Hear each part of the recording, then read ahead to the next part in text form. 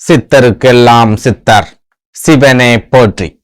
நம்மளோட பதிவுகளில் இதுவரைக்கும் 12 ராசிகளுக்குமான ஜூலை மாத ராசி பலன்களை பார்த்துட்டு வந்தோம். இனி வரக்கூடிய பதிவுகளில் 12 ராசிகளுக்குமான ஆடி மாத ராசி பலன்களை பார்க்க இருக்கிறோம்.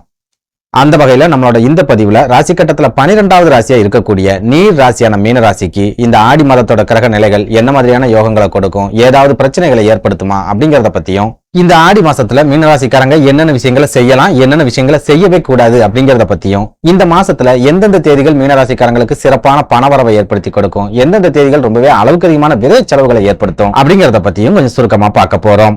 அதனால மீனராசி அன்பர்கள் இந்த வீடியோவை கொஞ்சம் கூட ஸ்கிப் பண்ணாம அப் டு எண்ட் வரைக்கும் முழுமையா பாருங்க. அதுக்கு முன்னாடி நம்ம சேனலை நீங்க இப்பதான் முறையா பாக்குறீங்க அப்படின்னா தயவு செஞ்சு சப்ஸ்கிரைப் பண்ணிக்கோங்க. இந்த வீடியோ உங்களுக்கு பிடிச்சிருந்தா மறக்காம அந்த லைக் பட்டனையும் தட்டி விட்டுருங்க.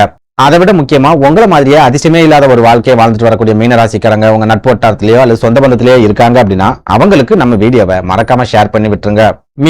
மீனராசியை பொறுத்த வரைக்கும் இந்த ராசியோட அதிபதி குரு பகவான். மீனராசி அப்படிங்கிறது குரு பகவானோட ஆட்சி வீடு.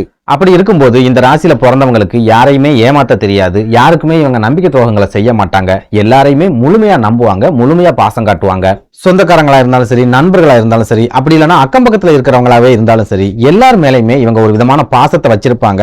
அவங்களுக்கு ஏதாவது ஒரு பிரச்சனை பாதிப்பு அப்படின்னா இவங்க துடிச்சு போயிடுவாங்க. இன்னும் சொல்ல போனா பக்கத்து வீட்டுக்காரங்க ஏதாவது கஷ்டத்துல இருக்காங்க அப்படின்னாலே இவங்களால அந்த கஷ்டத்தை பார்த்துக்கிட்டு இருக்க முடியாது, அதை நினைச்சே ஃபீல் பண்ணிக்கிட்டு இருப்பாங்க. இவங்களால நிம்மதியா சாப்பிட கூட முடியாது. அவங்களுக்கு நம்மளால ஏதாவது உதவிகளை செய்ய முடியுமா அப்படிங்கிற ஒரு தவிப்பிலேயே இவங்க பரபரப்பா ஓடிக்கிட்டும் இருப்பாங்க. பக்கத்து வீட்டுக்காரங்களுக்கு இப்படின்னா சொந்த பந்தங்களுக்கு ஏதாவது பிரச்சனைனா யோசிச்சு பாருங்க. இவங்க தான் முத ஆளா நிப்பாங்க, இவங்க தான் எல்லா விஷயத்தையும் பார்த்துப்பாங்க, கடன் வாங்கியாச்சும் அவங்களுக்கு உதவிகளை செய்வாங்க. எந்த ஒரு சூழல்லையும் சொந்த பந்தங்களோ அல்லது நண்பர்களோ கஷ்டப்படும் போது அவங்கள தவிக்க விட்டுட்டு இவங்க வரவே மாட்டாங்க. அவங்களோட கஷ்டத்தை தீர்க்கக்கூடிய எல்லா விதமான உதவிகளையும் இவங்க செய்வாங்க. அப்படி ஒருவேளை உதவிகளை இவங்களால செய்ய முடியல அப்படின்னாலும் அவங்களுக்கு ஆதரவா அவங்க பக்கத்திலேயே இவங்க நிற்பாங்க. சுருக்கமா சொல்லணும் அப்படின்னா அடுத்தவங்களோட வலிகளையும் வேதனைகளையும் தன்னோட வலிகளா நினைச்சு வருத்தப்படக்கூடிய ஒரே ராசி இந்த மீன ராசி அப்படின்னு சொல்லலாம். அதே நேரம் இவங்க மற்றவங்களோட கஷ்டத்தை நினைச்சு கஷ்டப்படுறது, வருத்தப்படுறது, அவங்களுக்கு உதவிகளை செய்யறது இதெல்லாம் ஓகே. ஆனா எல்லாரையும் முழுமையா நம்புறாங்க பாருங்க, அங்கதான் இவங்களுக்கு பிரச்சனையே ஆரம்பிக்கும். குறிப்பா இவங்க யார் மேலாம் அளவுக்கு அதிகமான நம்பிக்கையை வச்சிருக்காங்களோ அவங்க எல்லாருமே ஒரு காலகட்டத்துல கண்டிப்பா இவங்களுக்கு நம்பிக்கை துரோகங்களை செஞ்சுட்டு போவாங்க. அப்படி இல்லைன்னா கூட இருந்து குளிப்பறிச்சுக்கிட்டு இருப்பாங்க. இவங்களை வீழ்த்தணும் அப்படிங்கிறதுக்காக சதி திட்டங்களை தீட்டிக்கிட்டே இருப்பாங்க. இன்னும் ஒரு சிலர் பொய்யான பாசத்தை காட்டி இவங்களை மோசம் பண்ணிட்டும் போயிருப்பாங்க.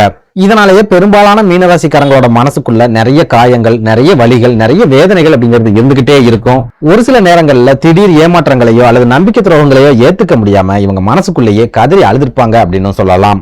இதுல இன்னும் கொடுமையான விஷயம் என்ன அப்படின்னா நம்ம நம்புறவங்க எல்லாருமே நம்மளை ஏமாத்திட்டு போறாங்க, அதனால இனிமே யாரையுமே நம்ப கூடாது அப்படின்னு இவங்க ஒரு சில நேரங்கள்ல முடிவுகளை எடுத்திருப்பாங்க. அந்த முடிவுகளும் இவங்களுக்கு வேதனையை மட்டும்தான் கொடுத்திருக்குமே ஒழிய சந்தோஷத்தை கொடுத்திருக்காது அப்படின்னு சொல்லலாம். அதாவது யாரையுமே நம்ப கூடாது அப்படின்னு இவங்க முடிவெடுத்த அந்த சமயத்துலதான் இவங்கள மாதிரியே நல்ல குணம் உள்ளவங்க இவங்களை தேடி வந்திருப்பாங்க. ஆனா நம்மால ஏற்கனவே நிறைய நம்பிக்கை துரோகங்களையும் நிறைய அவமானங்களையும் சந்திச்ச காரணத்தால நல்ல மனசு உள்ளவங்களையும் நம்பாம அவங்களை அவாய்ட் பண்ணிருப்பாங்க, அவங்கள ஒதுக்கி வச்சிருப்பாங்க.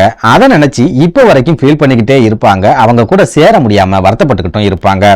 சுருக்கமா சொல்லணும் அப்படின்னா இவங்க நல்லவங்களை நம்பினதை விட துரோகிகளை தான் அளவுக்கு அதிகமா நம்பியிருப்பாங்க. அது மூலமா நிறைய நம்பிக்கை துரோகங்களையும் அவமானங்களையும் கட்டாயமா சந்திச்சிருப்பாங்க. ஆனாலும் இப்ப வரைக்கும் நம்மளை ஏமாத்திட்டு போனவங்க, நமக்கு நம்பிக்கை துரோகங்களை செஞ்சுட்டு போனவங்க அழிஞ்சு போயிடணும், நாசமா போயிடணும் அப்படின்னு இவங்க எப்பவுமே நினைக்க மாட்டாங்க. ஒருவேளை அவங்க திரும்பவும் இவங்க கிட்ட ஏதாவது காரியம் ஆகணும் அப்படிங்கிறதுக்காக நடிச்சுக்கிட்டு வராங்க அப்படின்னா அவங்க உண்மையிலேயே திருந்துட்டாங்க அப்படின்னு நினைச்சு இவங்களும் மனசார ஏத்துக்குவாங்க. ஓப்பனா சொல்லணும் அப்படின்னா மீனராசிக்காரங்க இது வரைக்கும் அவங்களோட வாழ்க்கையில சந்திச்சு வரக்கூடிய 80% வேதனைகளுக்கு முக்கிய காரணமா இருக்கிறது நம்பிக்கை துரோகமா மட்டும்தான் இருக்கும் அப்படின்னு சொல்லலாம். இப்படி மற்றவங்களுக்கு துரோகம் செய்யணும் அப்படின்னு நினைக்காத, மற்றவங்க மேல உண்மையான பாசம் வச்சு ஏமாந்து போகக்கூடிய மீனராசிக்காரங்களுக்கு இந்த ஆடி மாதத்தோட கிரக நிலைகள் ஏதாவது மாற்றங்களை கொண்டு வருமா, முன்னேற்றங்களை கொடுக்குமா அப்படிங்கறத பத்தி பார்த்தரலாம். அந்த வகையில இந்த ஆடி மாதத்தோட கிரக நிலைகளை ஆராய்ச்சி பார்க்கும்போது விரயச்சனியால ஒரு சில விரய செலவுகள் இந்த ஆடி மாசத்திலேயே உங்களுக்கு இருக்கும். ஜென்ம ராசியில இருக்கிற ராகுவால நிறைய காரிய தடைகள், மனக்குழப்பங்கள் அப்படிங்கிறது கண்டிப்பா இருக்கும். அதே நேரம் குரு பகவான் செவ்வாய் பகவானோட இணைஞ்சி 3வது வீட்டுல இருக்கிறதால இந்த ஆடி மாசத்துல ஒரு சில வாய்ப்புகளையும் நீங்க எதிர்பார்க்கலாம். அதாவது 3வது வீடு அப்படிங்கிறது மறைவு ஸ்தானமாவே இருந்தாலும் அந்த ஸ்தானம் உங்களோட முயற்சியை குறிக்கக்கூடிய ஒரு ஸ்தானம், உங்களோட சகோதரர்களை குறிக்கக்கூடிய ஒரு ஸ்தானம், உங்களோட மன தைரியத்தையும் தன்னம்பிக்கையையும் குறிக்கக்கூடிய ஒரு ஸ்தானம். அப்படிப்பட்ட ஸ்தானத்துல குரு பகவானும் உங்க ராசிக்கு 2ஆம் வீட்டு அதிபதியான செவ்வாய் பகவானும் இணைஞ்சு இருக்கக்கூடிய இந்த ஆடி மாசத்துல உங்களுக்கு அளவுக்கு அதிகமான மன தைரியம் அப்படிங்கிறது கிடைக்கும். எவ்வளவோ பிரச்சனைகளை கடந்து வந்துட்டோம், அதனால இனி வரக்கூடிய பிரச்சனைகளையும் ஒரு கை பாத்திரலாம் அப்படிங்கிற ஒரு தன்னம்பிக்கை உங்களுக்கு கிடைக்கும். எந்த ஒரு விஷயத்திலையுமே அவ்வளவு சீக்கிரமா நீங்க சோர்ந்து போகவே மாட்டீங்க. ஒரு பக்கம் உங்களுக்கு அடி மேல அடி விழுந்துகிட்டே இருந்தாலும் இன்னொரு பக்கம் அடுத்தடுத்து நீங்க எந்திரிச்சு ஓடிக்கிட்டே இருப்பீங்க அப்படின்னு சொல்லலாம்.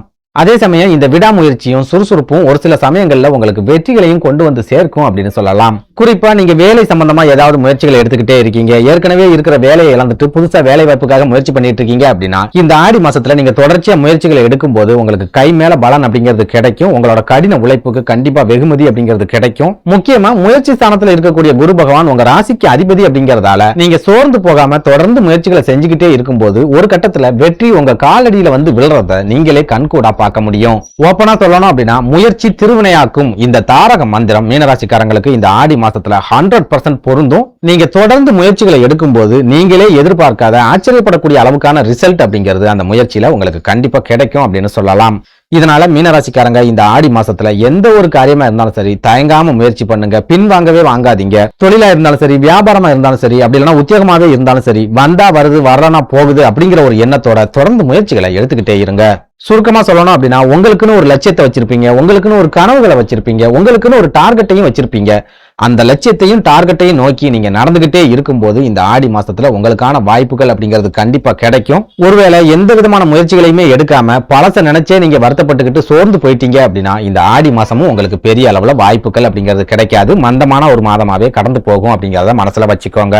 அடுத்ததா இந்த ஆடி மாசத்தோட இன்னொரு சிறப்பம்சம் என்ன அப்படின்னா இந்த ஆடி மாசத்துல உங்க ராசிக்கு 5வது வீடான பூர்வ புண்ணிய ஸ்தானம் அப்படின்னு சொல்லப்படுற கடகராசியில சூரியன், சுக்கிரன், புதன் அப்படின்னு 3 கிரகங்கள் ஒன்னா சேர்ந்து சஞ்சாரம் பண்ணுவாங்க. இந்த கிரக அமைப்பும் இந்த ஆடி மாசத்துல உங்களுக்கு ஒரு சில யோகங்களை கொண்டு வரும், ஒரு சில வாய்ப்புகளையும் உதவிகளையும் உருவாக்கி கொடுக்கும் அப்படின்னு சொல்லலாம். குறிப்பா 5வது வீட்டுல சூரிய பகவான் இருக்கிறதால உங்க தந்தை வழி சொந்தங்கள் மூலமா ஒரு சில உதவிகள் அப்படிங்கிறது இந்த காலகட்டத்தில் உங்களுக்கு கிடைக்கும். ஓரளவுக்கு அனுசரணையா அவங்க நடந்துக்குவாங்க. ஒரு சில மீனராசிக்காரங்களுக்கு தந்தை வழி சொத்துக்கள் மூலமா ஆதாயம் கிடைக்கக்கூடிய ஒரு காலகட்டமாகவும் இந்த ஆடி மாதம் இருக்கும் அப்படின்னு சொல்லலாம்.